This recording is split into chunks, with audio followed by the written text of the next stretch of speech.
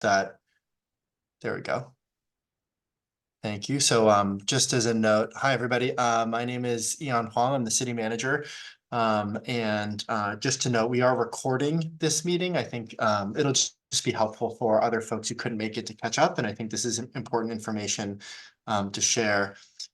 Maybe what I'll do is first turn it over to Mayor Siddiqui to just open us, and then I can talk a bit on the agenda and some of the meeting logistics. And we'll then turn it over to our state team, General Rice, and your team to do some presentations and walk through sort of the logistics of the rest of the night. But maybe to start with, Mayor Siddiqui, do you want to open us?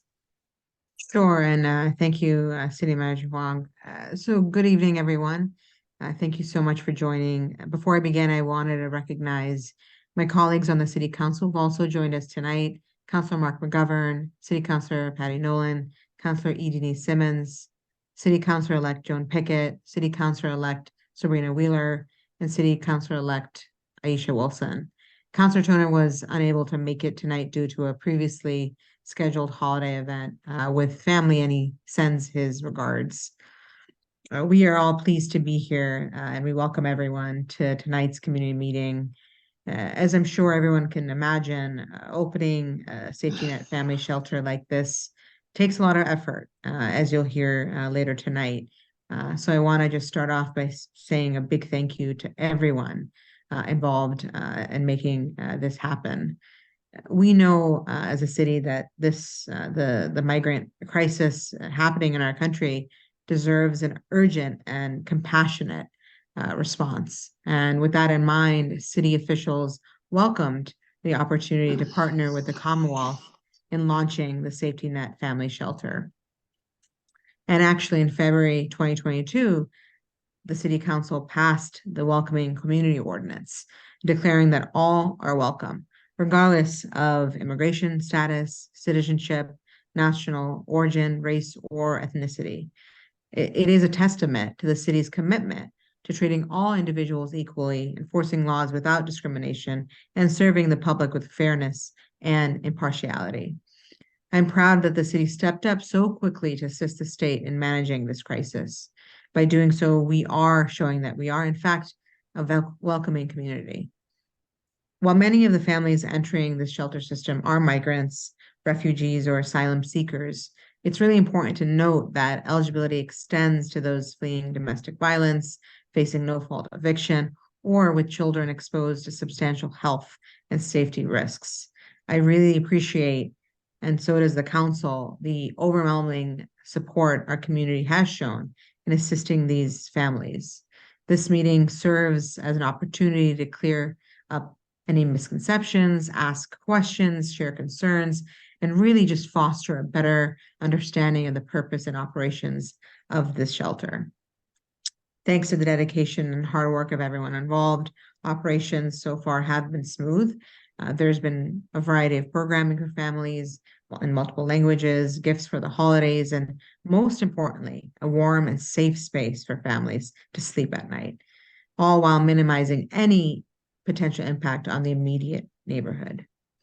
So as we move forward through tonight's program, I encourage open dialogue during the Q&A session. Your questions and concerns are really important, and we are here to address them. Together, we can ensure that the Safety Net Family Shelter remains a safe place in our community for those who need it the most. Thank you so much for letting me say a few words, and back to you, City Manager. Thank you so much, Mayor Siddiqui. Just again, my name is Ian Huang. I'm the city manager. I think, just some brief thoughts. To the mayor's remarks, I know that this has all happened really quickly, and to provide some of that initial context, General Rice will speak more to this, but Governor Healy declared a state of emergency regarding the family shelter system in August. And that system had been under stress for many months prior. And in October, General Scott Rice was called out of retirement and appointed by the governor to oversee and coordinate these efforts. And so he has had, I think, a very busy fall. Speaking with the mayor and the city councilors as we worked with the state, we actually felt like it was really important over this last week to hold a community meeting there were the holidays in between, but it was important for us to have General Rice and the state team come share more information about the overall family shelter system and more details about the specific site, the Safety Net Family Shelter that opened last Friday at the Registry of Deeds. I know there are many people, especially in East Cambridge, that have questions. We've responded to some of those directly, but having this more public forum felt important to our community as a whole. So thank you all for showing up and for being with us tonight. Thank you to General Rice for the state team across many state agencies that's supporting this complex and ever-evolving work. And thank you to the city councilors, our state delegation for being here and for being really engaged over this last week. I think I see Representative Mike Connolly and Senator Sal DiDomenico, and it's their district that this is in, as well as Representative Marjorie Decker on. And thank you for being here. In many of our city conversations, we have talked about which issues are fundamentally regional. And this family shelter system is a regional challenge that requires leadership and coordination by the state, but it also really depends on support from cities and local communities. To the mayor's point, as a city administration, we really sought to do this from the beginning over these weeks, these short weeks, just because this has moved really quickly, but to support the state team to ensure that families are cared for, that they're safe, that they're not on the streets, and that we will minimize disruption to the local neighborhood. We have held regular meetings across city departments, and I've been very grateful for the state team's collaborative approach, just being able to share information, answer questions, and have a little bit of give and take as we've pushed for things that we felt like were important for our community and for this site. Given how fast this has moved, I want to recognize that we haven't been able to communicate with a lot of advance notice to the community, and that is part of the purpose of tonight, to share more information and to answer questions. In terms of how we've organized tonight, first I'll turn it over to General Rice to introduce his team and present. Afterwards, we will take some time to recognize some of the elected officials that are on this call and provide an opportunity for them to speak and to share. And then I think we'll try to move through this quickly and then get into Q&A. I think we have about 130 people here. We had almost 200 registered. And so I know there are a lot of questions. To use our time well, we are asking you to write your messages into the Q&A function. That will come to us, and we will do our best to organize themes, and I'll try my hardest to convey the essence of the questions for the state team to answer or for the city to answer, depending on where folks want to go. And we're going to try to work through as many of those as we can, and we'll put into the chat. For those of you who are signed in audio only, if you've just dialed in on your phone, you can also text your questions to us, and we'll put a mobile number in the chat. And so again, I think to ask questions, please use the Q&A function on Zoom, and that is a button in that bottom ribbon. And then please text the number that we put in the chat if you have questions. And you are audio only, or I would say if you're having a lot of trouble finding the right button in Zoom, also feel free to text that mobile number and we can try to provide you some guidance. I know we may not get through every question, but I think if we run out of time, the housing liaison at cambridgema.gov, that email continues to be a place where we can answer questions. And so please feel free to continue to email us. We've been answering questions over these last couple of days. And so we'll continue to use that as a place for people to engage. And finally, I just wanted to note again, we are recording this meeting. We'll post this so that those who can't attend can still hear the information that was shared. But thank you so much all for being here. I will now turn this over to General Rice to introduce his team and to do a short presentation. City Manager, thank you for the warm introduction and more importantly, hosting this with all of us. And also Mayor and City Manager, on behalf of all of us in the state, we really appreciate your help, assistance, and really just the friendly attitude you've all been helping us engage as we get through developing and creating a place where we can keep people safe and warm. So with that, I'd like to quickly introduce the team we have here, as well as just go through a couple slides, and then, like you said, City Manager, get right into some questions as we hear from our state reps and senator, and then go from there. So first of all, for our team, myself, I spent 40 years in the active duty Air Force and the Air National Guard. I spent most of that time as a fighter pilot out in the western part of the state at Westfield. So as a fighter pilot that's gone on many combat deployments and seen things develop from nothing to creating cities in the field, I feel like I can bring some organization to the table and help. Not that the organization has been bad, it's actually been really pretty good. It's such a rapidly changing environment that I think I can add value to the enterprise. I retired just a few years ago in August of 2020, and then the governor, as the city manager mentioned, asked me to come on board in October.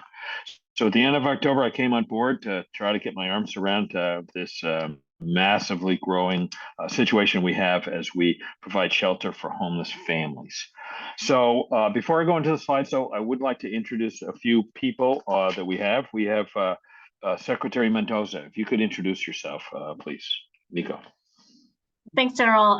My name is Nico Mendoza. I'm Undersecretary and Chief of Staff at the Executive Office of Housing and Livable Communities. And thank you again to the Mayor and City Manager and our colleagues in Cambridge for hosting this conversation. Thanks. And next we have our Legislative Liaison team. Alicia, if you could introduce yourself. Good evening, everyone. My name is Alethea Rebello-Pradas. I am Deputy Chief of Staff for Legislative Affairs in the Governor's Office. Thank you, everyone, for attending and for inviting us into your wonderful city. Thank you. Thanks, Alethea. Blair Brown, if you could introduce yourself. Thanks, thanks, Emerald. Thanks to the city manager and the mayor and everyone in Cambridge for your interest. My name is Blair Brown. I have an assistant secretary in education, but I am now with the team that is setting up these overflow shelter sites. Thanks, Blair. And we have Mary McGowan. Go ahead. Hi, good evening. My name is Mary McGowan. I'm the Undersecretary for Human Services at the Executive Office of Health and Human Services. And I have a fair number of staff who are part of the incident command structure, and our state agencies are working hard to support in partnership with HLC, the families in the emergency overflow shelters. I'm thrilled to be here tonight. Sounds great. Now, that was all in order that I could see on my screen. Are there any other state representatives online that could introduce themselves? I think that's all we had. So, okay. So if you could put the slides up, Alethea, I think you're doing that, correct? Or Blair is. Okay, thank you, Blair. City Manager, can you see these slides? Yes, I can see them. I think others can see them as well. Okay, sounds good. If you want to just quickly go to screen view, that might help a little bit if you can do that, Blair. Yeah. Or actually go down and go back to the slides and go down to the lower right. Or it should be a little button that has screen view on it. I think you'll have to go back to your slides though. There you are. Excellent. Very good. Okay, so first of all, I want to say that back in 1983, we established the law from the state government to house all homeless families, and families is defined as an adult for anyone that has a child that's under 21. And the program a few years ago was roughly a couple thousand, and then some rules and policies and laws changed, and it grew to roughly about a year and a half ago to about 3,000 individuals, 3,000 families. And our average family has roughly almost 3.5 people in a family. So if you multiply any of these numbers by 3, that's where we kind of get our number of individuals.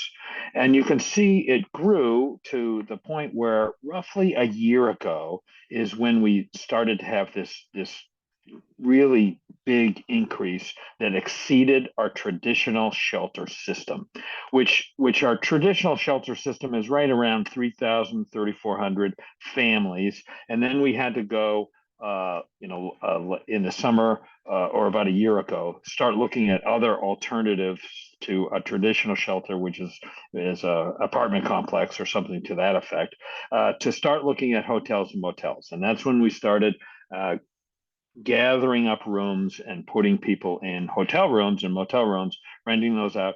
And in some cases, we had providers that gave a wraparound services on all the things the state can provide.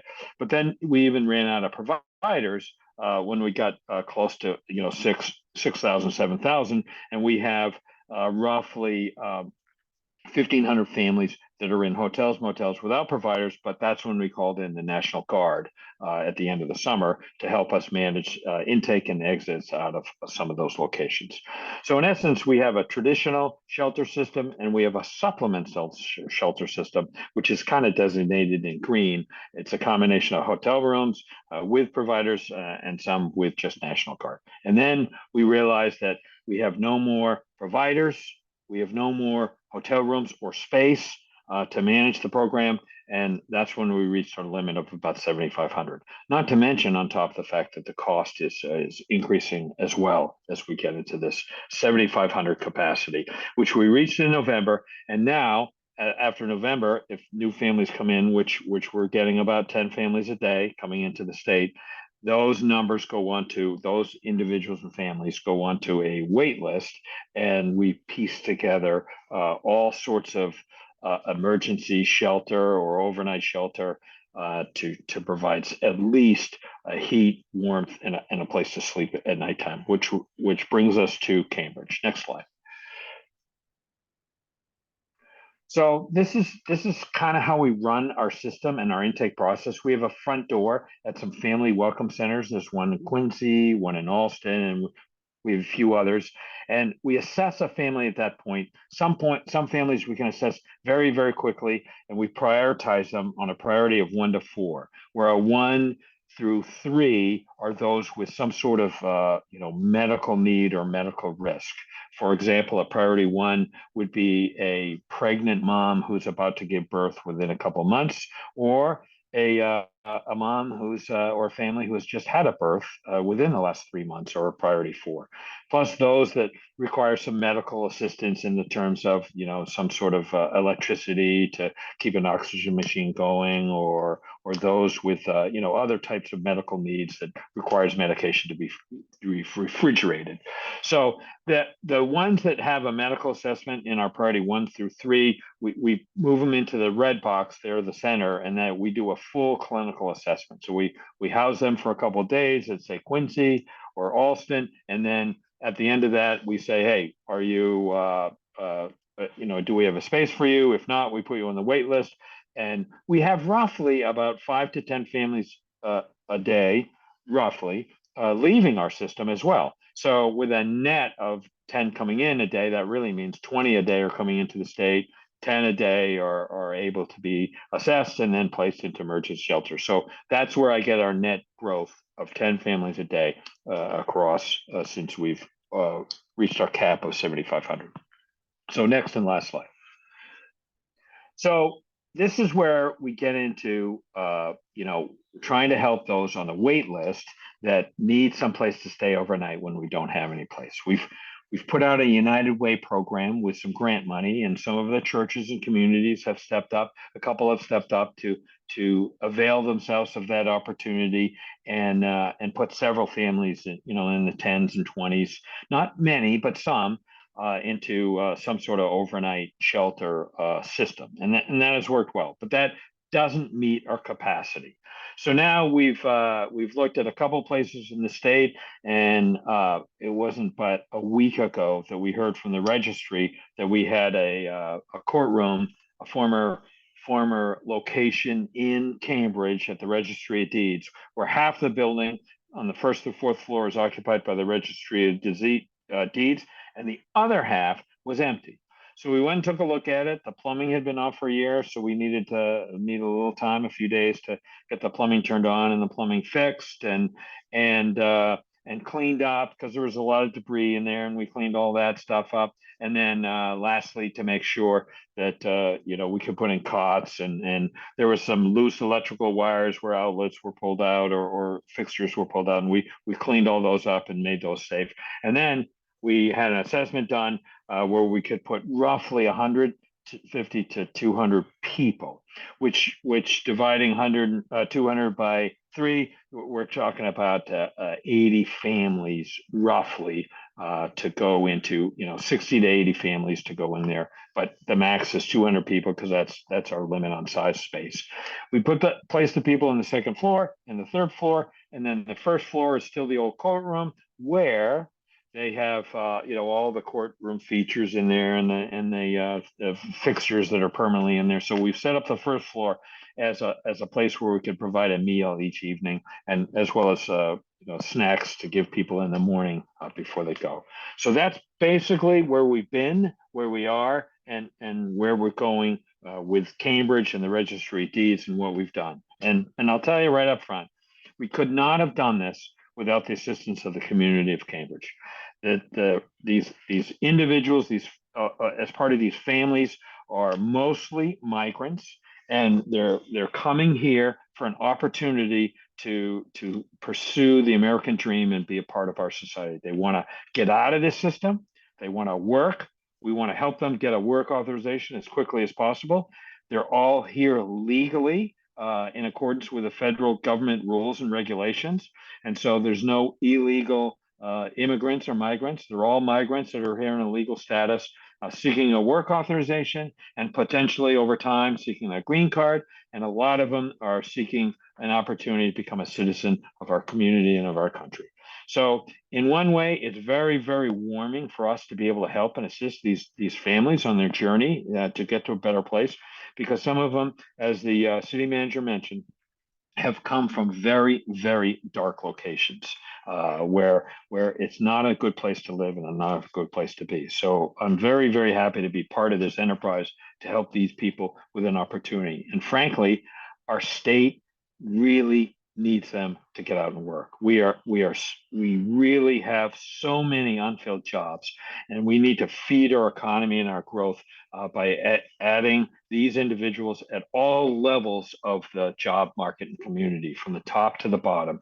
They have all sorts of skills that they can enter. It's just a matter of getting them through the process of work authorization. So with that, I hand it back to you, City Manager, for the our state reps to talk and any questions people might have.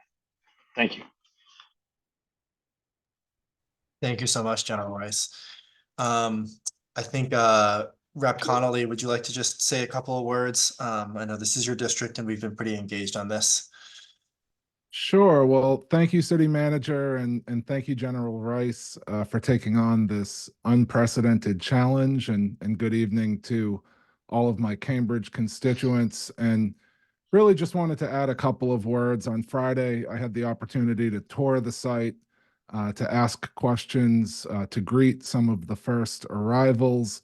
I've returned several times since to keep an eye on it. And from my vantage point, things have been quite smooth. We've addressed different concerns about trash collection.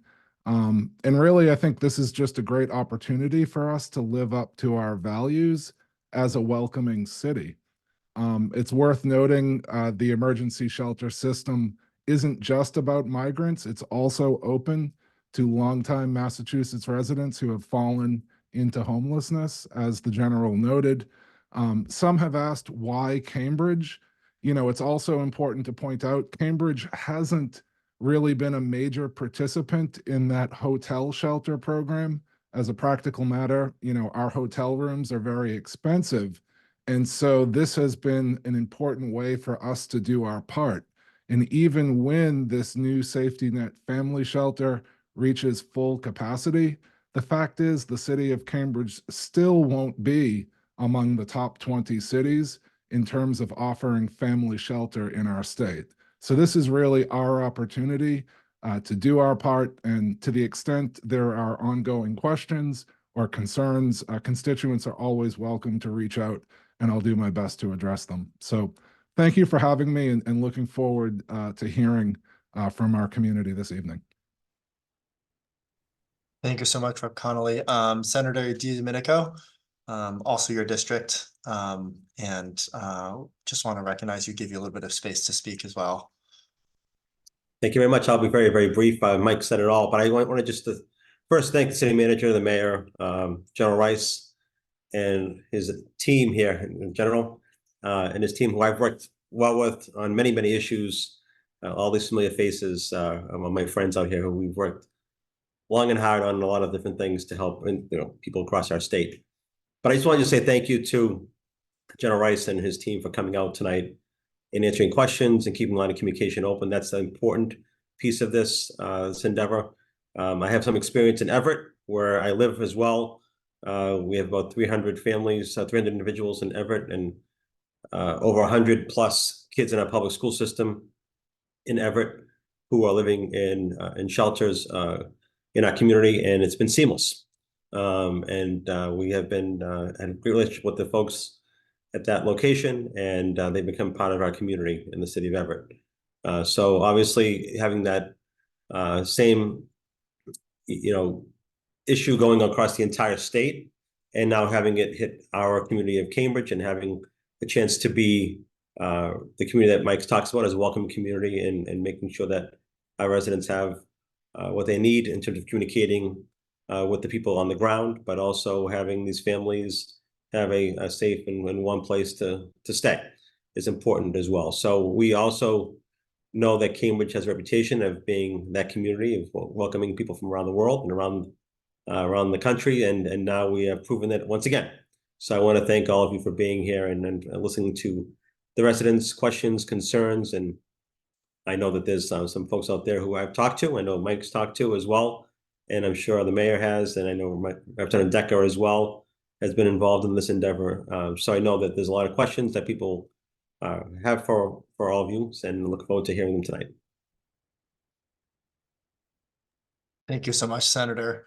I guess just want to see, are there any other electeds that'd like to say any more words or share?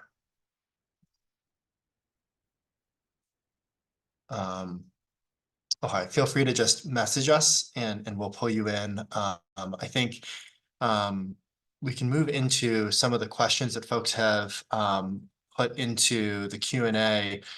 Before I just jump into that, I did want to also introduce Maura Pensack, who is the housing liaison within the city manager's office.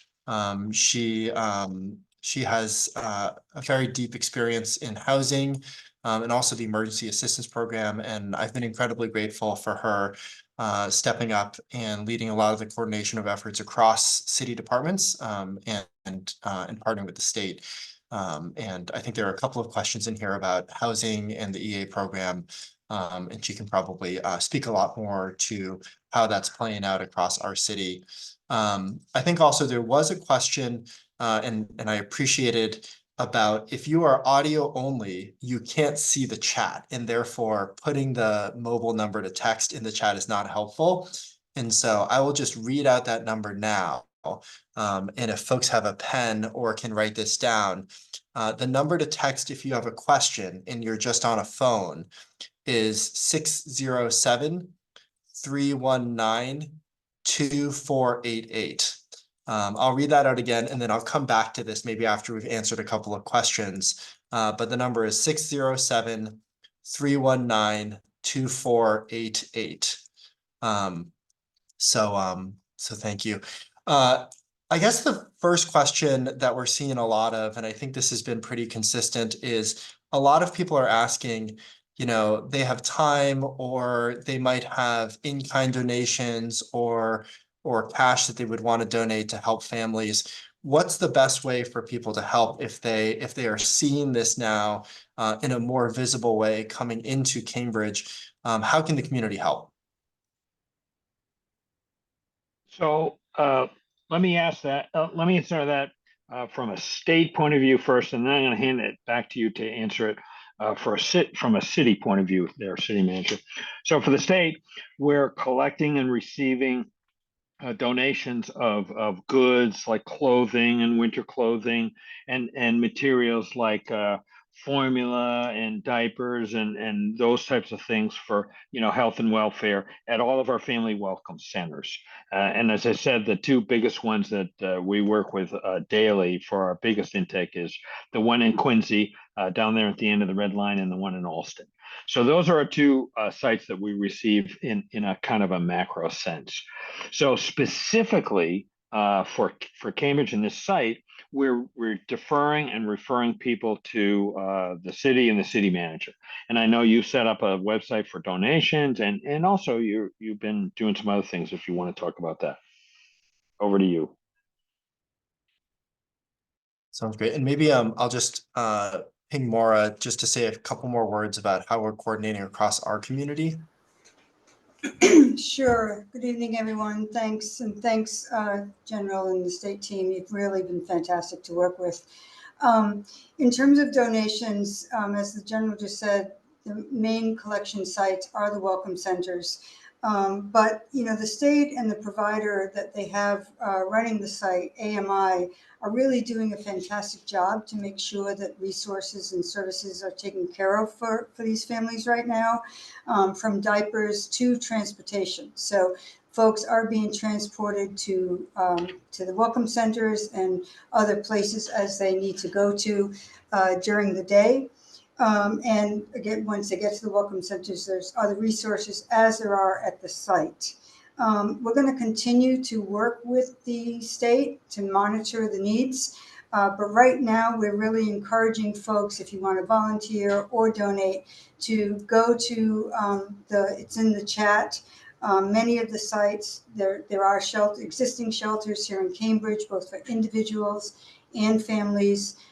Some domestic violence shelters, and others more kind of traditional family or individual shelters. And we also have on that list a couple of refugee and resettlement agencies that could possibly use either donations or volunteers. So we encourage you to go to that. We really appreciate, once again, the community, Cambridge community spirit, that most of the calls and the emails that have come through so far have been exactly this. How can we help? And it's really appreciated. We're going to keep a list of everyone who is asking. And if needs change, we will certainly reach out to folks and let them know. Thank you. Thanks so much, Maura. I think Representative Decker, I think we might have had a little bit of a disconnect on bringing you in. Did you want to say a couple of words?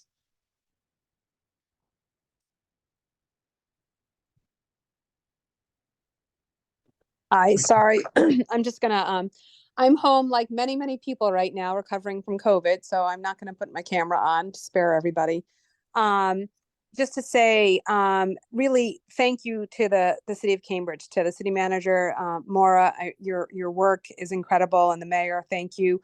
And to see some of my state partners here on board, along with my colleagues in the legislature, and just to the neighborhood who's asking questions. I just to say that this is going to continue to be a bigger issue for the state to grapple with as we move forward. And I'm certainly have been a person who's been advocating for us to ensure that we maintain this emergency shelter rule that ensures that families who have children have access to a safe place to sleep at night. And proud of that advocacy that we've been holding in the legislature. To my partners in state government, just to say that really encouraging all of you to continue communicating with us in the legislature. We know that this is going to continue being a growing problem before it's not. And some really hard conversations are going to happen. But I think this kind of collaboration with municipalities across the state, as well as legislators and our state partners, is really important. So I just look forward to more open dialogue and to more problem solving, and to people in the neighborhood to say just thank you for being here tonight, and for all of the questions that you have, and to keep sending them in. We all have a responsibility and obligation to make sure that we are getting you all the information you want, while we're ensuring that families with children have a safe place to sleep at night. Thanks. Thank you, Representative Decker.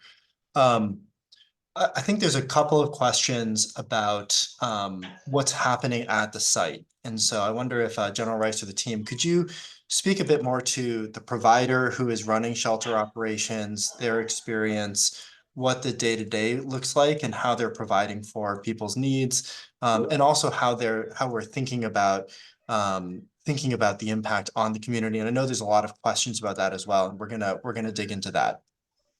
Right. So I'm going to defer to Blair Brown. If you could talk a little bit about that and give us some details. Thank you. Sure, happy to. Thanks for the question. The site at the Registry of Deeds is in the former family and probate court area. We have set up, there are 2 rooms where families are located for overnight sleeping, warming, dinner. They're provided a box dinner as well as breakfast. The way the site works is families have access to some shower facilities at, right now at MIT. They are being transported there in the mornings, and then they're going to family welcome centers. And what's great about the families going to family welcome centers is this site is meant to be temporary. And by going to family welcome centers, they are, connecting with workers and working on what's their next move. So that helps keep the families on the path towards keeping this as a very temporary overnight shelter. The families are then transported back to the Cambridge site for 6 p.m. The site is staffed by a national organization called AMI Health. They are contracted by various agencies to come in during emergencies and to do things just like this after a natural disaster or in cases like we're having. And they provide a registration. If it's a new family, they go over what's expected at the shelter. There's 24/7 security. There's a private door for just the family. So we're making sure this is just a shelter. The Registry of Deeds business happens as it needs to through the public area, but this is a private shelter for these individuals. They get registered, and then about 9 or 10 o'clock, folks are in bed and ready for the next day. And then they get up, they get their breakfast, and they go on. The one caveat I will give is during this past weekend with the holiday and this upcoming weekend, families will stay on site during the day, just because during holiday weekends, easier to keep them on site. The Registry of Deeds is closed, then they don't need to be transported back to the Family Welcome Center. Other than that, that is the schedule for the day. Can you speak a little bit more just to some of the logistics? And I think this is a bit where I think there's a couple of questions both about that transportation to say, when are people leaving and how are they getting from East Cambridge to where they're going? And how will we think about both the impact on the neighborhood of the buses that are going to be there, and also to what extent families in the shelters are going to be utilizing community resources. And I think what I see is actually in the Q&A, there's comments a bit on both sides. Some folks who are saying, how can we help if we have space or if we have ways that we can contribute? And I also hear a lot of concerns from the neighborhood to say, where are these families going to go and how is that going to impact the neighborhood from a more negative perspective? And maybe just an additional piece that would be really helpful. We know that we're not the only site, and this is not the largest site that the state is running. If you can sort of speak a little bit to how this is played out in other communities, that would also be really helpful. Sure, I can. So families are, site's been up for a week. Families are leaving by bus that has been contracted for daily transportation. And they are going to the welcome centers, and they're not coming back until 6 p.m. And then there is the shelter provider requires, if a mother or a father needs to run over to CVS to buy formula or something, you have to be in the shelter by 7. Security monitors everyone who's going in. Folks do not leave again until the morning when the bus pickup is at 7 a.m. And then the only families that are returning during the day are those who are coming to get their belongings because they've found a longer term place to go. And they're usually transported by taxi or Uber, not buses. But the site is staffed 24/7 by a staff member from AMI as well as security. So there is someone there at all times to help families if they come get their belongings. To date, and I know it's been a holiday week, we have not heard concerns about the buses. We are hoping to develop some more local options for families in the coming weeks, where maybe the bus is making shuttle stops in Cambridge on the way, it has 3 or 4 stops on the way to or from the welcome centers. And so we're working on that list of places that may be able to host a few families or, a number of families at a time, certainly not all of them, during the day. So that is to be determined and more to come on that. City Manager, did I answer? No, I think that's helpful. Thank you, Blair. I think there's a couple of questions about other sites. And so can you speak a bit to like why the Registry of Deeds? I think we've seen a couple of questions come up, but in terms of how you as the state are organizing, I think maybe there's both a question about within Cambridge, why the Registry of Deeds versus other sites, but then more broadly, as you're looking at this across the state, can you speak a bit to that overall context on how this is playing out across other communities? What options led to, what sort of criteria led to this being a site that made sense? And also, I think probably something that a lot of people are asking about specifically is what next? So are there other sites that are going to be considered? So I'll see if I can answer some of that, their City Manager. First of all, to look at sites, we've looked at communities and open congregate sites from small to large and with capacity. One of the things is as you look at an open space, you need to make sure all the parts and pieces fit together. If you put a cot in there, is it safe? Is it secure? Can we monitor it? Do we have facilities for people, for restrooms and whatnot? And in this case, we have several sites. We started off mainly with the United Way, and they had churches and their spaces, and they help fund some of that stuff. And we've had a few other sites that we've opened up recently in a few of the communities around the Boston area to help mitigate that. Some of them are semi-hotel rooms with some open spaces. Some of them are like our Family Welcome Center in Quincy is a space that we put some people on the wait list while we're waiting to put them into our EA system, particularly the higher priority ones. We've looked at privately owned warehouses as well as publicly owned spaces. Privately owned warehouses come with a whole laundry list of other conditions in order to establish a site there. So there's additional challenges with a privately owned, but it's doable, it's possible, but it's not ideal. To open a place more rapidly, to provide those facilities for somebody to sleep overnight and have appropriate facilities for health and whatnot, like bathrooms and toilets. Publicly owned spaces are much easier to shape and mold into that situation, particularly if they're an open space. So we polled the whole state and looked all around across the state, but primarily we're focused in the Boston area. Because if you look at over 400 families now on our wait list right now today, we have about 3/4 of them in some various forms of shelter and overnight stay. We saw that we're out of capacity, so we looked at the Boston area because 80% of those families are in the Boston, greater Boston area. And with that, when the Secretary of State came forward and said the Registry of Deeds had space, we quickly looked at that, and within a day, less than a day, we made a decision to start proceeding with all those parts and pieces, turning the water on, getting the plumbing going, getting the electrical cleaned up, getting it safe and ready, getting it inspected, getting cots put in there, getting a provider established. All of that we did within a 5-day period of time to establish that. Not to mention that our coordination and communication with the community started right at from day one when we decided to go and say, hey, what can we do with the community? What can you do to help? What can we help you? And so that was where the synergy comes in. And as the reps and Senator Minico mentioned, that the help from the city, I don't want to underestimate how important that was with community. And,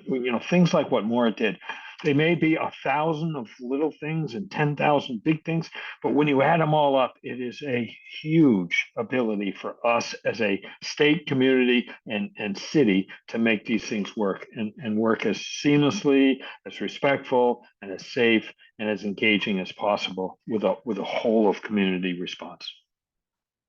Back to you.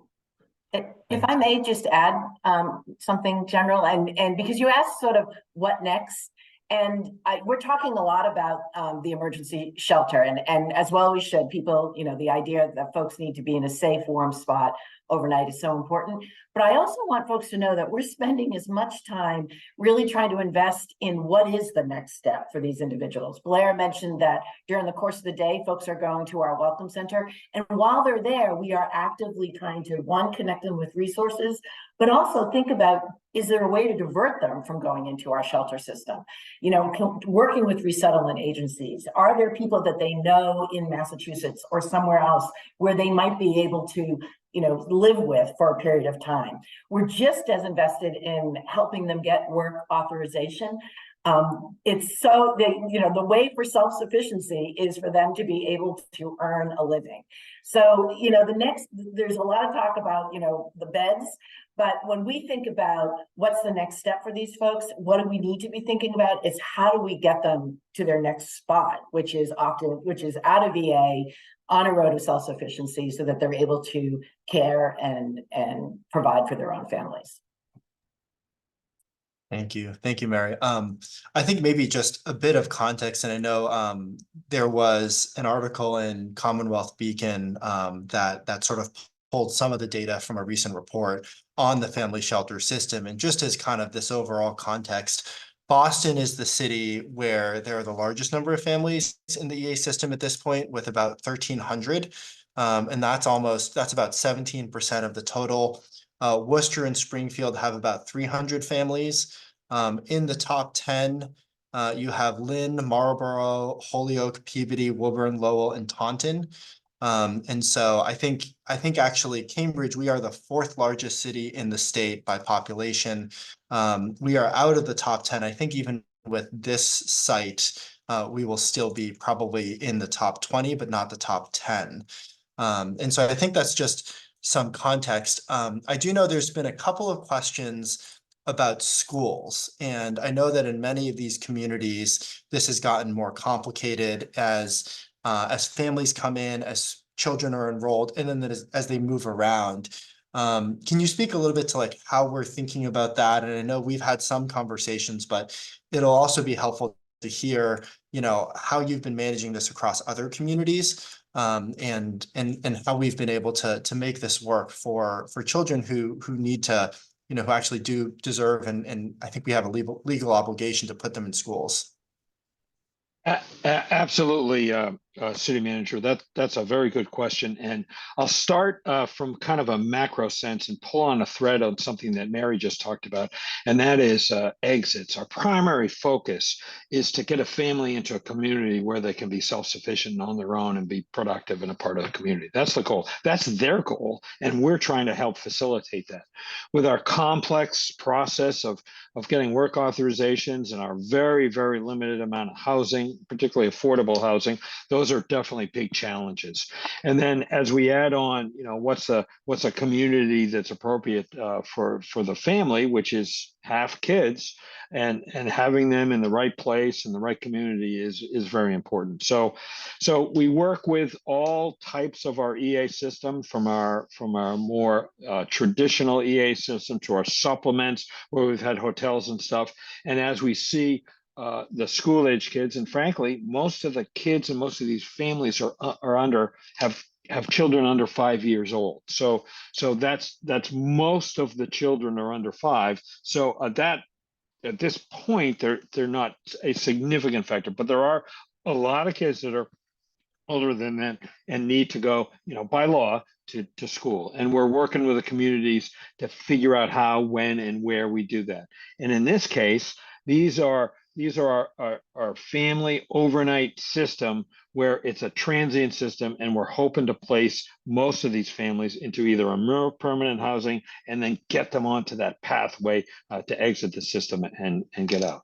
But specifically, there is a time and place when we have to consider that and look at that. We're not at that point yet because we're still in the point of getting through the holiday season, making sure we have a system that flows logically, and how do we deal with that. And I know we have a number of other people on our team that could answer that at least more in depth than I can. Anyone else on our team would like to add to that? Maybe Alethea? Oh, General, since I come from the Education Secretariat, I will just say, I think your answer was right. This is an overnight shelter. Our hope is to help families move along in a relatively quick period of time. We're talking 5 to, at the longest, 10 nights. And we don't want to disrupt a child's life by having them start and stop. So our hope is families will not enroll in Cambridge public schools unless they're settling more permanently in Cambridge. That is our current plan. And I think there was a question also about the universal pre-K program for Cambridge that is starting up. I think similar answer, it sounds like. Similar, yeah. I do think we're trying to ensure that families are going to be enrolling in their permanent location. I think the next question might be a bit of a joint question. You know, I think we all are aware that the Family Emergency Assistance Program, you know, has been around for a long time. And as it's become really constrained, this actually really affects the families who are already living in Cambridge or in the state. Can we speak a little bit to like how this crisis is affecting families who are already here, who are struggling, who may be displaced by domestic violence or by something else, by an eviction? And I think I wonder if maybe like we could actually have our friends of the state speak a little bit to this. And then Maura, like, you know, you see a lot of these families coming through your office, the multi-service center. I wonder if you can also speak a little bit to how we're thinking about continuing to care for families who are here while we're also, you know, trying to care for families that are arriving. I'm happy to start, and folks can jump in. So certainly, City Manager mentioned, you know, the homelessness crisis we've been facing here in Massachusetts is not new, and is certainly a significant symptom of our housing challenges overall, which is why you know, the governor and lieutenant governor have prioritized housing production of all kinds as part of their agenda to help make Massachusetts more affordable for all families who live and work and play here. Certainly, housing production is our you know, much longer term strategy, but we do recognize that there is a direct correlation between the increasingly rising costs of housing and the increase in homelessness that we've been seeing here in Massachusetts over the years, coupled with, as we've been talking about, the significant increase in new arrivals, folks who are fleeing their home countries to come to Massachusetts, as the general said earlier, and escape you know, violence, persecution, and other horrible atrocities in their homelands. I think there may have been some questions about folks who have been in the Massachusetts Emergency Assistance shelter system for a longer period of time. They are still eligible for, you know, placement in this overflow shelter if they are applying, and a shelter unit is not available. And again, I just want to reinforce that the Cambridge site here is an overflow shelter site for folks who are first and foremost deemed eligible for emergency assistance based on the criteria that I think the general mentioned earlier, families with children under the age of 21, pregnant individuals, and they also have to meet an income requirement. So folks who have already been deemed eligible for the EA system, emergency assistance system, somebody asked that question in the chat, EA stands for emergency assistance, are also eligible to be placed in this temporary overflow shelter if there is not a shelter unit available for them at the time that they are applying. I think you know, the general mentioned earlier the priority categories for folks. You know, domestic violence is certainly one of those priority categories. And again, you know, regardless of the circumstances where that have found you in the EA system, whether again you're a new arrival or somebody who's been in Massachusetts and have faced more difficult times, you are still able to be placed in this overnight overflow shelter if you are eligible for EA and there is not a unit available for you. Thank you so much. I think there are a couple of questions in the chat about, and I think this is a hard question to answer, and that was acknowledged in the question, but how long are you expecting this site to be open for? And then I think maybe tied to that a little bit is, how can people be engaged if they have concerns? There was a question in the chat just about the porta potties that were out there over the weekend. I will maybe just clarify. I think there was, especially as we opened the site, it was important that in case a lot of the plumbing work that happened, if there was a challenge, that there wouldn't be like an emergency situation. And so those were there just temporarily. Everything was very smooth. We've also been in touch about just managing trash and other things. And so I think we are very engaged, but maybe the question is just, how long is the facility expected to be open? How can the community just coordinate if there are concerns or questions? Maybe that question actually goes to Maura. The second part of the question. The second part of the question was, how can people engage with the families? I'm sorry, can you just repeat that? I was following the first part, so. I guess the second part is just if there are concerns, if people, for instance, see trash overflowing or see something at the site that they want to just flag. Absolutely. So they can reach out to our office, housing liaison at cambridgema.gov, or they can call our new line 617-349-7332, or reach out to me directly, which my number is 617-349-6340.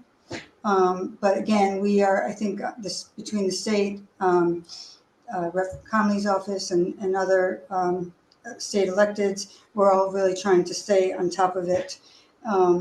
Please do contact me if you have any concerns. And I said the new number wrong. Sorry, it's 617-349-7222. And we have put that out in some of our communications. And so the housing liaison email, as well as a phone number. And then I think for General, for you and the state team, maybe just how long are we expecting this to be operational? Is there a sense of that at this point? Well, again, I'll go from the city to a more of a macro sense. And first of all, so for issues, both good and bad, the city and you, city manager with Maura, have really become a great resource and focal point for the community on funneling information requests and donations and all those things. And we really appreciate that. And because you have helped us develop a line of communication that goes from several of our team to you and back and forth several times a day. This is not just a once in a shot. And Maura, again, I put out my thanks to you because you're really making this work. You're really making the communication flow. So we decide as a community, as a city and as a state, who is the best to get the action to fix a problem or get resources to the right place at the right time to help the fastest. And we do that as a group. And so that's working well. Now, for the long-term plan, we do not have long-term plans on the site itself, other than the need is there, the need is great, and primarily we're trying to keep people warm at night, especially during the winter season. Now, with the legislative guidelines we've been given to keep sites open through the end of the fiscal year, that's one side of the guidance, formal, but more of a conceptual on how we're trying to manage the program. We will keep this site open at least through the winter months because it's helping keeping families warm as they transient through. Thank you. City manager, if I may, only because folks have touched on it, and I think I've seen a couple of questions. The addresses for the 2 family welcome centers, in case individuals want to provide donations. I'm happy to read off the address. Also happy to cut and paste it somewhere. what would be your preference? You want me to read it off in case folks are on the phone? I think that'd be fine. Yeah. And Great. then we can put it in the chat as well. And we can also add it to some other communications as we move forward. Wonderful. So I did pop it in the webinar chat, but I'm not sure I can share it broader than this panel. But the first one, which is in Quincy, it's the Cove, COVE, Fine Arts Center at Eastern Nazarene College. And then the second one is 14 Harvard Avenue, number 2. It's also known as the Brazilian Worker Center. And the zip code there is 02134. So again, the first one in Quincy, it's at the east is at Eastern Nazarene College, the Cove Fine Arts Center. And the second is the Family Welcome Center at 14 Harvard Avenue, number 2, and that's in Alston. Thank you. Thank you. Oh, and just to go back a bit to Maura, like I think on families who are experiencing homeless who are already here, I guess, can you speak a little bit to like that impact that we've sort of seen and how we're helping to navigate that? And one of the questions that came through was also specifically about the fire that happened in East Cambridge in November. And one, you know, a lot of times what the city is doing is helping people, putting them in hotels. Is there an impact on that program? I think folks are just questioning, you know, how are we managing the competing demands of both new arrivals, also with existing folks that need help? Sure, happy to answer that. So I think first, just to fill out a little bit more in terms of the EA system and how it works. So any family that has to access the family shelter system has to go through and be assessed, as has been discussed by General Rice and the team. So that, and once people are assessed, even if this overflow site didn't exist, once people are assessed, they are placed, hopefully, within 20 miles of their home community by the state. So, and there are not that many actually existing family provider shelters in Cambridge. So if a family from Cambridge goes, and this has been since forever, needs to access that system and goes and applies, they will get placed hopefully within 20 miles. It could be in one of the sites in Cambridge, but it very well may be, for instance, in Boston. Their children, they maintain their Cambridge residency, and their children still go to Cambridge school if they are school-aged. And then the work begins to help them find, relocate permanent housing and find resources for that. But again, in terms of accessing emergency shelter, it is never guaranteed that someone who is from Cambridge will be placed in Cambridge. It's all about availability and what kind of space meets that family's needs. So in terms of the folks who may become homeless because of fire, the situation that's been explained, I can't get into details. We are working with that family, but those are almost like two separate systems. So when a family is displaced by fire, we do everything we can in the city to make sure they do not have to access the EA system. And that can mean a variety of things. It could mean that they are in a hotel for a while paid by the property owner. It could mean that we are applying for emergency status through Cambridge Housing Authority. If they're eligible, it could mean that they already have a subsidy and we are just looking to rehouse them. So it depends on the specific situation, but we do everything we can with a family displaced because of a fire to help them not have to access emergency shelter. And if I might just add to what Maura very eloquently and articulately explained, just that was the overall EA eligibility process. Just to clarify, the families who are staying at the Cambridge overnight overflow shelter must have been first determined eligible for emergency assistance, and then based on that criteria have been placed on a waiting list. So I think there were a couple of questions in the Q&A, folks asking about families who are not eligible for EA. families who are deemed ineligible for emergency assistance cannot stay at the Cambridge overflow shelter.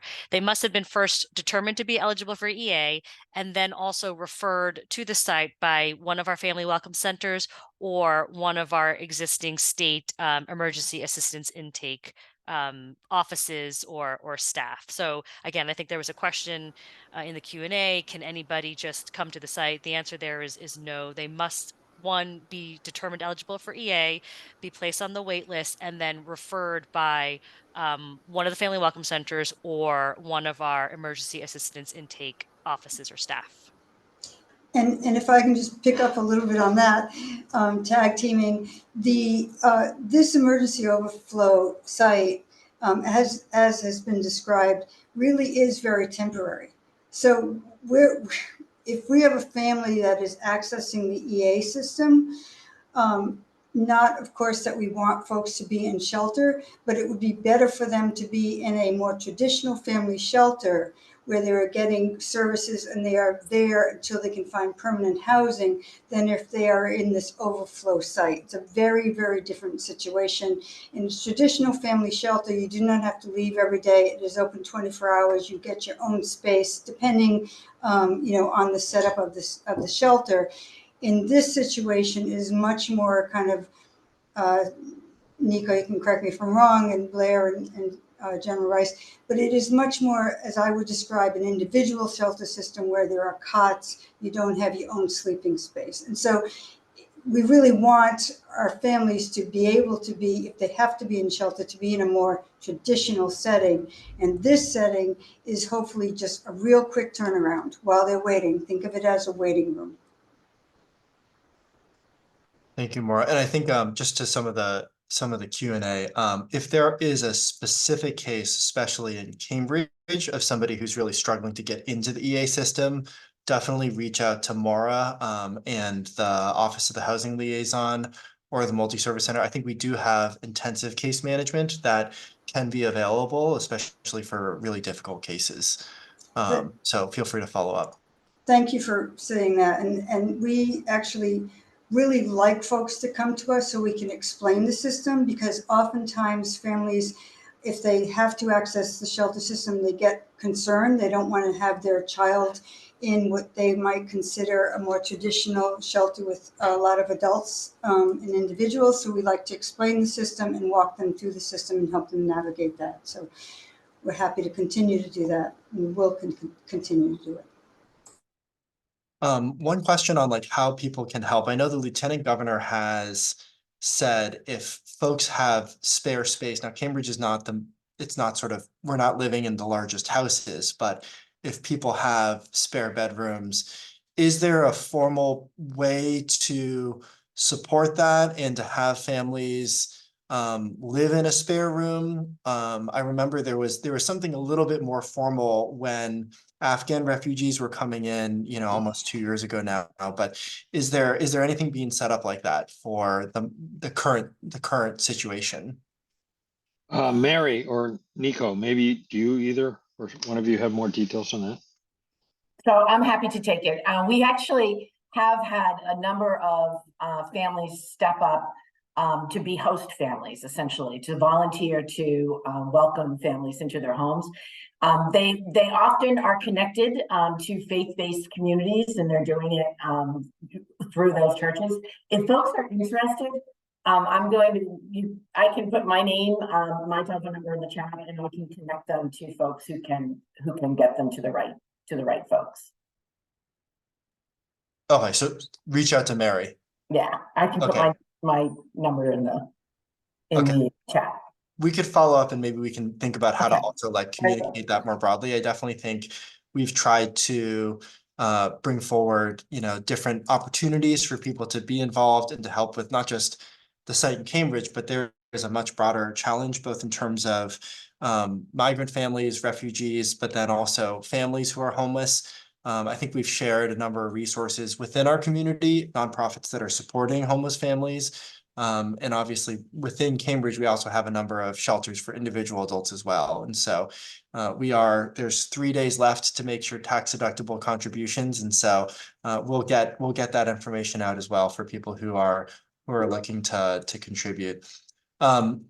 There's also been a number of questions just about public safety concerns, screening. Can you speak a little bit to both and I think families being screened, families being vaccinated? Can you speak a little bit to like that process? And then also just, we are seeing, we have sites where I think about like 35 families have been in Cambridge. This is increasing that number, but there's a much bigger system overall. Have there been any public safety or other issues that have come about? And I think part of this is just helping people understand what the context is, since we know there are a lot of sites happening across the state. So I'm happy to take sort of the first stab at this. I am really proud of how much the Executive Office of Health and Human Service agencies have stepped in. So at all of these sites that have the general described early on, sort of those the unsupported hotels that we went into, we would have teams from the executive office, and I'm talking about the Department of Public Health. So DPH will be going in and doing with a rapid response nurses who go in and do assessments of families to identify those who, if they are pregnant, are they connected to healthcare? Have they had prenatal care? Really working to make sure that they're getting everything they need during their pregnancy. We're also doing vaccination clinics. So going into these shelters and doing, different types of clinics for children, vaccinations, as well as adults during the COVID and RSV and other viruses that are out there. We have staff from our Department of Transitional Assistance who go in and work with families to understand what benefits they may be entitled to and help them enroll in those benefits.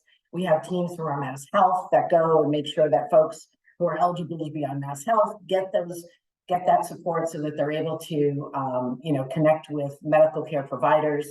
We have our family resource centers. We've talked a little bit about our welcome centers, but there are 32 family resource centers across the Commonwealth. They're also connected with these families, and by that I mean they're helping them get baby formula and diapers. They're connecting them to other community resources. For so many of these newly arrived families, the idea that they can connect with other groups in the community, whether that be Haitian refugee groups or resettlement agencies, they begin to create their own community. And that really will be part of their success if they're able to make friends and connections and know where they want to end up as they begin thinking about their next step. So we really have been, I also have DTA staff who go in and if there are concerns around domestic violence. So we really have a pretty strong wraparound approach that we're bringing all of our resources from Health and Human Services to the shelters, including here in Cambridge, to be able to connect families to the right resources. I hope that answered your question. And I guess maybe just to not put a fine point about it, but have there been any public safety issues at the other sites? Again, I'll take the first step, and I'm going to knock on wood. We have been fortunate overall that there have not been significant issues. I mean, and I say that, knowing that, yes, I'm going to be honest, in some of the hotels that we were at, they are small spaces. And there were times that, we really could see families getting tense and we needed to do some work with the families around, how do you handle those kind of tensions? We've had situations, we have had some mental health situations where we've had to engage with the local community behavioral health centers to go in and work with families. We work very closely with our State Department of Mental Health to do debriefs and work not only with the families, but with our own staff if there are situations. Again, to date, we've been we've been really fortunate that we've been able to anticipate and respond in times that I think we've been able to prevent, a significant event from occurring. Thank you. And I would just note, I think just to emphasize again, you've said this before, there's 24/7 presence. There is security that's been contracted. And I know we've been very closely tied in terms of public safety, the police department. And so I think we are really confident. This is also families. And so maybe just to emphasize, this is young children and parents. And I don't think that we really anticipate there to be significant issues, but we're certainly watching for that collectively. I know there have been a couple of questions about process, and maybe I guess just to like combine this, there have been specific questions about the Armory, and I think General Rice, you are perhaps familiar with that site from your time with the National Guard, but could you speak a bit to maybe number one, the Armory as a site? And whether that was considered or whether it would be considered in the future. And then on the process side, as we think about both how this site happened and then how any future conversations might happen, can you speak a bit to just notice and engagement? And I think that's sort of the challenge where you are in an emergency that is evolving really quickly and these decisions are happening fast. Can you speak to like how much notice we can expect and how much the community can expect to have a voice as we move forward? Well, let me start with the last and work to the first. So the community's voice is very important to us. The governor and lieutenant governor are very engaging across the state. And, as we all know, we don't have county governments. We've removed that layer of bureaucracy, and we have 351 towns in our state, in our Commonwealth. And so this is a state government, trying to engage respectfully, appropriately, and openly, and quickly, and efficiently with all the communities as we developed, plans and ideas. And with the fact that we potentially have people that don't have housing even of any kind, of any sort tonight, our crisis is upon us today, particularly as we go into weekends and colder weather. We've been fortunate this week. It hasn't been below freezing, very much, but that is a crisis that I'm worrying about. And when I find, and we find as a group and an incident command, a location that is worthy of taking a look, we move very rapidly as we can. Do we do it perfectly? Do we have the most perfect outreach community engagement plan? No, we don't. But the fact that a community like Cambridge is willing to help and has gone above and beyond on trying to solve problems that we can or can't solve as a state, or we can't solve as a state quickly, or the effect, the positive effect of taking care of a family in crisis and need is really happens at the community local level. And so that's where we're trying to help facilitate it. We're trying to get a place that's appropriate, that works. It's a lot of moving parts. And I'll boil it down to the Armory. The armories across the state are a real challenge. They're a state asset provided for training, organized equipment, and storing all sorts of equipment for the military, for the National Guard, as they develop their plans to respond to state emergencies as well as a federal crisis, or well as deployments overseas. And they've been very, very effective at running that program on handling natural disaster emergencies we've had, from snow to hurricanes and all those types of events. But that said, those are not built as places that's open with nothing there. And that's the problem, where when we interact with families, and particularly with kids, the dangerous layout of an armory inside of an armory is something of great concern to us. And we've looked at several sites, particularly around, the half dozen or so around the Boston area. And we just haven't gotten to the point where we can say we can create a safe and secure place for a family to house with their kids. So we're not there yet. And we're continually looking at that, plus other opportunities, whether they be state-owned or privately owned locations, or even community-owned locations, to house some of these families that we have a need for right now. But again, our plan is with this big system of 7,500 limit that's in our system. Our goal is acutely focused on if I have 1 minute of time in my 30-hour plus workday that I have right now. If I have 1 minute of time, I spend it on acute efforts to try to get these people where they want to be, which is a productive working part of our community and not relying on our state, community, or federal government for assistance. Thank you, General. Can I just add a piece about notice, if that's all right? I think notice to the Healy Driscoll administration is incredibly important, and I think it is. General, I don't want to speak for you, but maybe I will speak for you and say that I know yes, it very is important. very important to the work that you do in the Incident Command Center. I think we want to give as much notice as we absolutely can, and that is what we strive to do. I wish we could give more notice than we have been able to. I think we're a bit hamstrung at times, given the urgency and the number of individuals and families and children that need placement, and just how much notice we have of when families are coming into our state and how quickly we need to find them a place.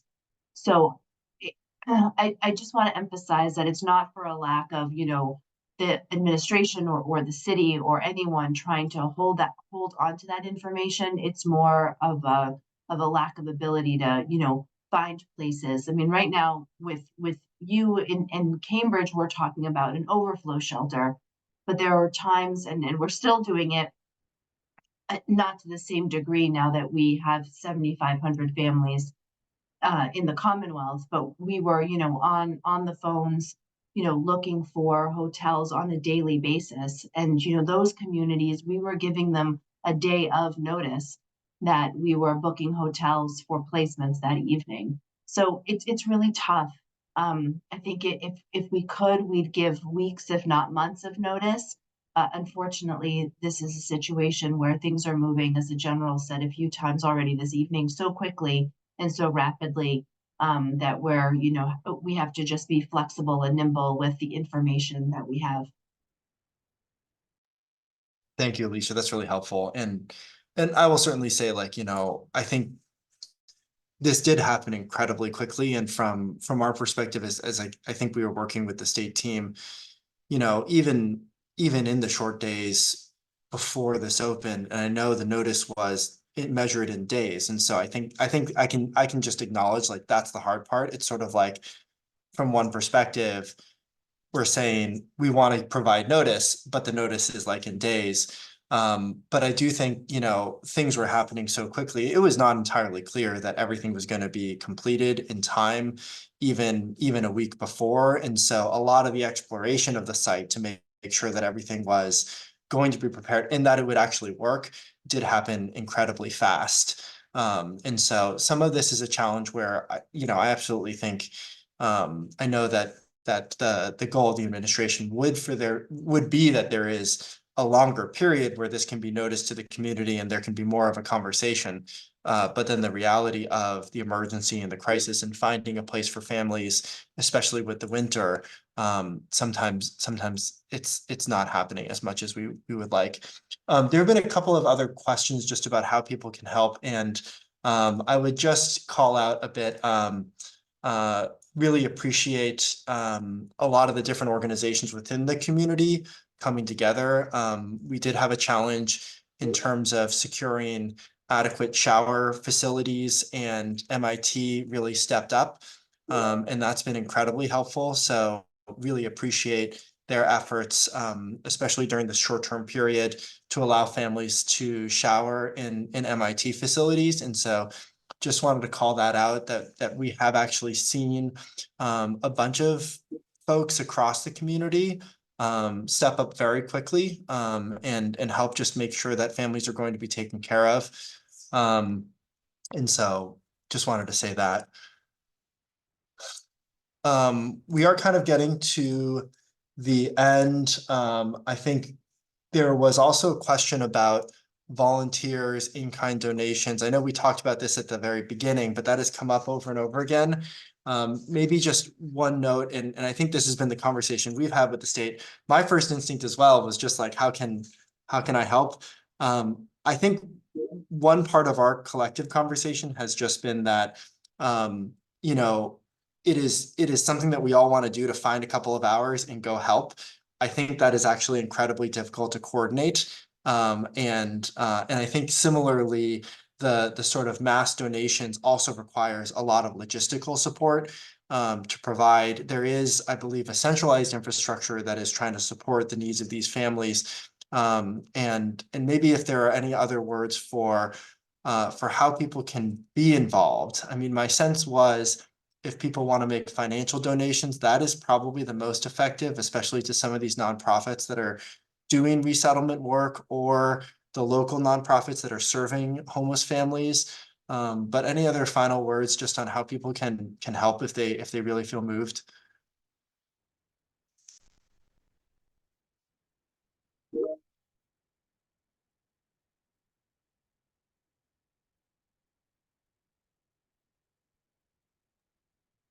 Just some final thoughts, City Manager. I think you may see families around the town just being welcoming in Cambridge, as you see folks, as we develop shuttle stops, you know, they may include locations in Cambridge, being welcoming there. We are continuing to evaluate what, if any, donations might make sense to take at the Cambridge site, and Mara will be our point person if we make a change on that and, you know, decide to take any donations on site. But for right now, as we indicated, family welcome centers are the best location. But I think we have been so welcomed by the city and any residents we've talked to, and we hope that continues. So thank you. I think we're sort of near the time. Maybe Mayor Siddiqui, do you want to sort of make any final comments, or General Rice, just to sort of summarize or close this out, and I can maybe just talk a little bit about next steps? No, I just want to thank everyone for the information. I know that I recognize that there are some questions in the chat. I think you know, perhaps the city, you know, on any website, you know, they can answer any of the most common FAQ questions that we're getting. But I think we've tried to do as well as we can to answer some of the bigger high level questions that folks are having. And again, you know, I've been contacted, and other city councilors have been contacted about, people do really want to help. And I think, to the earlier point, right now, the best options are the ones that have been given. And once there is a need, you know, Maura can communicate how to help if necessary. And the schools are also, the superintendent has been involved and is aware. And we've been working with the schools if there are any changes that do come up. But thank you, everyone, for being here tonight. General Rice? Yeah, I'd like to say I thank you as well. I thank the community. I thank the city of Cambridge for all you've done for us, for the families.